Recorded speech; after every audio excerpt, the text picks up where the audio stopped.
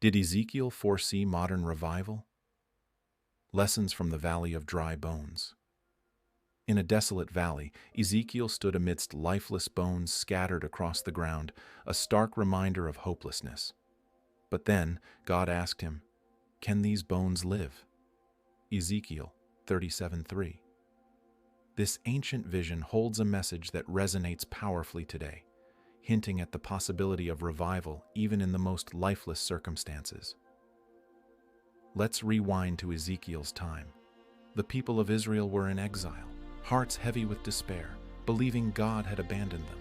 In their minds, they were no better than dry bones, forgotten, lifeless, and beyond restoration. In the midst of this despair, God gave Ezekiel a vision, a valley full of dry bones. God commanded Ezekiel to prophesy over the bones, saying, "Dry bones, hear the word of the Lord." Ezekiel 37:4. As Ezekiel spoke, something miraculous happened. The bones rattled and came together, covered by flesh and skin, but there was still no breath in them.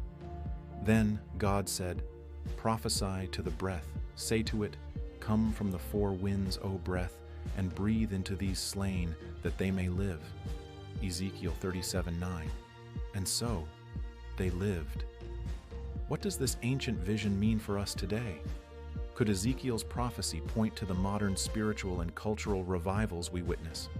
Moments where hope is restored and lifeless communities come alive again? Think about moments of transformation, the Great Awakenings, movements of civil rights and justice, and even personal faith journeys. These revivals mirror the Valley of Dry Bones, where what seemed dead and forgotten is brought back to life. Revival isn't just about human effort. Just as the breath of God brought the bones to life, it's the Spirit of God that brings true revival. As Zechariah 4:6 says, "Not by might nor by power, but by my Spirit, says the Lord." The story of the Valley of Dry Bones challenges us to believe in the possibility of revival in our own lives. Are there areas where you feel dry and lifeless? Trust that God's breath can bring new life. We're also called to be instruments of revival. Like Ezekiel, we can speak life into dry bones by sharing hope, showing love, and praying fervently for transformation in our communities.